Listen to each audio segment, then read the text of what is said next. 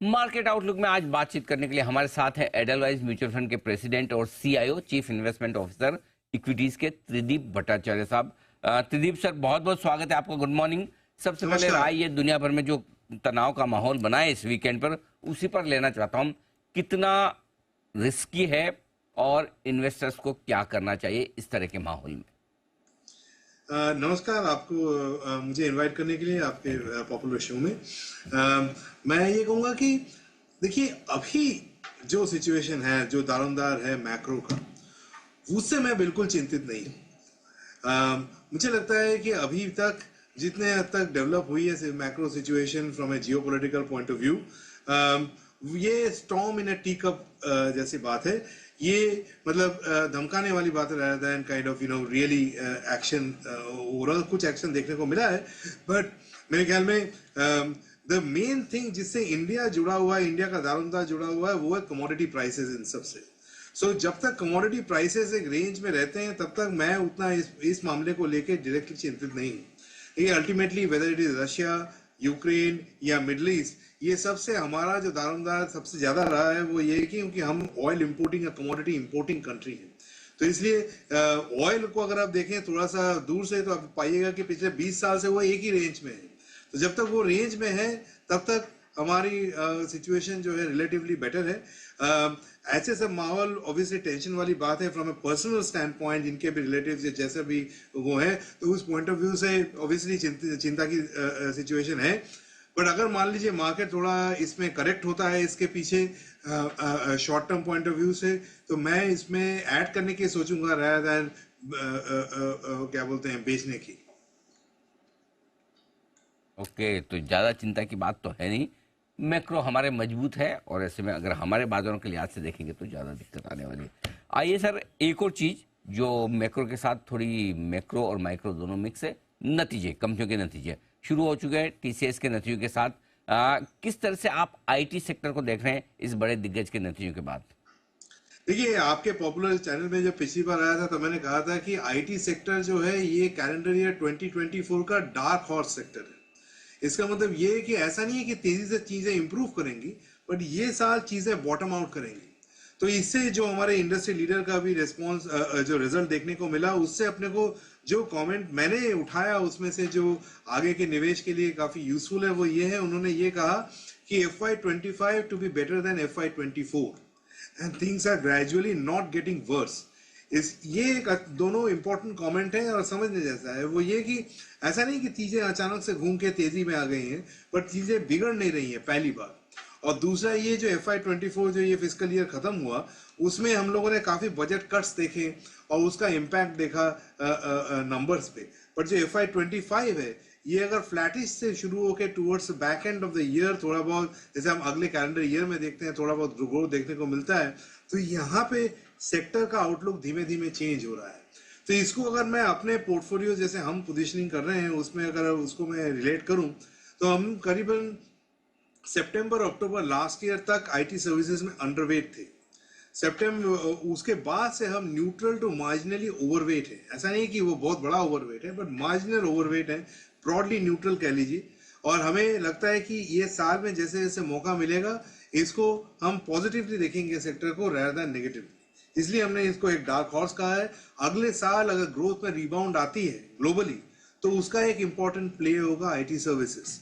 इसलिए हमने एक टेक फंड भी लॉन्च किया था रिसेंटली, उसमें भी हमें बहुत अच्छा रिस्पांस मिला है। बट नेट नेट हमारे टेक को लेके जो आकलन है वो ये है कि हिस्टोरिकल पर्सपेक्टिव में अभी हम लोग ज्यादा उसमें कंस्ट्रक्टिव है, पर ये भी नहीं कि अचानक से ऐसा सब कुछ ठीक हो जाएगा। धीमे धीमे चीजें बेहतर होने के आसार हैं। सर, धीमे धीमे नहीं, तेजी से। जब आपने पिछली बार कहा भी कि आईटी सेक्टर्स में निवेश करने का सही मौका, क्योंकि इस वक्त लोग ज्यादातर नेगेटिव देख रहे हैं, वहां से एक करेक्ट। अच्छा रन अप आया है और बढ़िया पैसा बना भी है इन्वेस्टर्स का, इसमें कोई डाउट ही नहीं।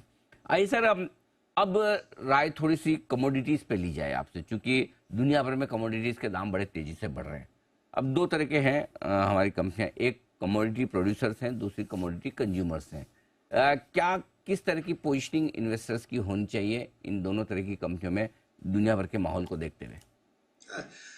आपने देश सिंघवी साहब नब्ज एकदम सही पकड़ी है। देखिए, अगर आप इंडिया इंक को दो भाग में विभाजित करें, जो आपने कहा कि एक कमोडिटी प्रोड्यूसर और एक कमोडिटी कंज्यूमर, तो नेट नेट इंडिया इंक जो है और नेट बैलेंस हम लोग कमोडिटी कंज्यूमर हैं।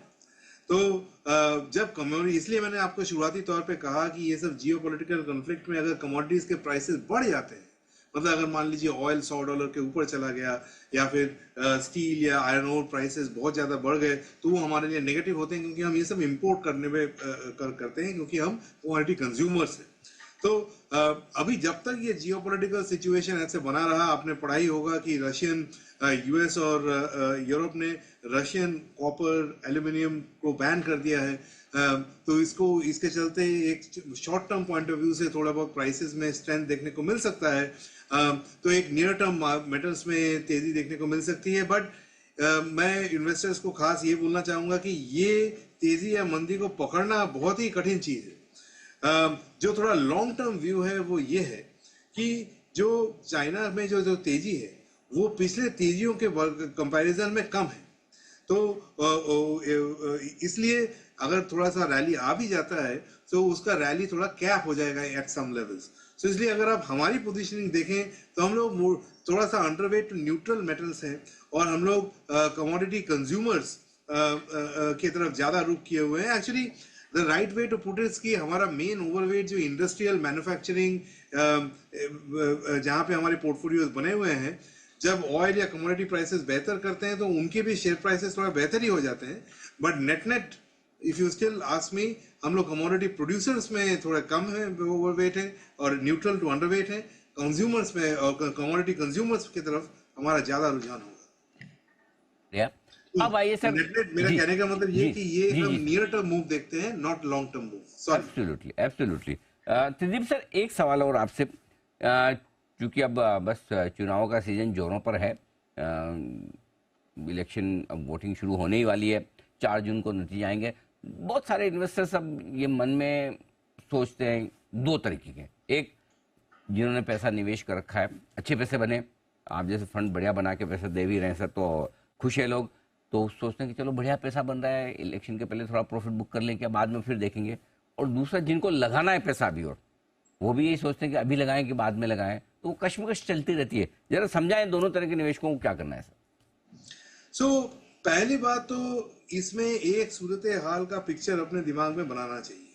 मेरे हिसाब से अगर मान लीजिए टोटल एनडीए एंड का जो काउंट है, वोट काउंट है, ये अगर 300 या 300 से आंकड़ा 300 से नीचे आता है तो आपको मार्केट में एक मटेरियल करेक्शन देखने को मिलेगा। मेरा ऐसा मानना है, ये मेरा बेस्ट गेस कह लीजिए, इसमें कोई रॉकेट साइंस नहीं है, मैं अपना गेस बता रहा हूँ। अगर मान लीजिए टोटल वोट काउंट 300 टू 360 के आसपास आता है तो ब्रॉडली इनलाइन कहलाया जाएगा, मार्केट में बहुत ज्यादा रिएक्शन नहीं होगा। और अगर उससे पॉजिटिव, उससे ज्यादा आता है तो मार्केट में एक शॉर्ट टर्म पॉजिटिव रिएक्शन देखने को मिल सकता है। लेकिन हम ये भी देखें हिस्टोरिकली, जब ये बहुत बड़ा इवेंट एक बार हो जाता है उसके बाद थोड़ा सा एक कूल ऑफ को भी देखने को मिलता है। तो net net heading into elections, एक प्री इलेक्शन रैली कह लीजिए या स्ट्रेंथ कह लीजिए, और उसके बाद थोड़ा बहुत वीकनेस आ ही सकता है। पर मैं इस वीकनेस को एज ए बाइंग अपॉर्चुनिटी इसलिए देखता हूं, एज लॉन्ग एज गवर्नमेंट में कंटिन्यूटी है, जो इन्होंने विकसित भारत का जो एक रोड मैप रखा है, जो फोकस ऑन इंफ्रास्ट्रक्चर क्रिएशन और मैन्युफैक्चरिंग की तरफ बात करी है, जो उसमें मुझे लगता है कि इसमें सबसे बड़ा बात जो है वो ये है कि जो इसका मल्टीप्लायर इफेक्ट है वो 8 से 10 गुना होता है। कोई भी इंफ्रास्ट्रक्चर आप रोड या ये कह लीजिए, उसमें जब आप पैसा लगाते हैं तो over a period of 5 to 10 years उसका मल्टीप्लिकेशन फैक्टर 8 to 10x होता है, जबकि आप कंजम्पशन में लगाते हैं तो वो इमीडिएटली खर्च हो जाता है। ये अंतर है। इसके लिए मुझे लगता है कि from a medium term perspective अगर ये पॉलिसीज कंटिन्यू करें तो ये देश के अर्निंग्स के लिए, देश के डेवलपमेंट के लिए काफी मल्टीप्लायर फैक्टर काफी पॉजिटिव होगा, और उसको खेलना चाहिए from an investment standpoint to equity markets. So as long as policy continuity happens, कोई भी वीकनेस को मेरे हिसाब से यूज करना चाहिए for addition rather than trying to get scared. बाकी तो इलेक्शन व्यू पे जो मैंने आंकड़े बताए उस हिसाब से अगर आपको किनका व्यू उससे कम है तो उस हिसाब से आप प्रिपेयर कर सकते हैं नियर टर्म। बिल्कुल, तो आपने एकदम अच्छे तरीके से समझाया, बताया कि चुनाव से पहले और बाद में किस तरह की रखनी चाहिए स्ट्रेटेजी। त्रिदीप सर, बहुत बहुत धन्यवाद आपका समय देने के लिए और विस्तार से बाजार के डायरेक्शन पर हमारे दर्शकों को अपनी राय देने के लिए। जल्द आपसे फिर मुलाकात होगी। Thank you so much sir.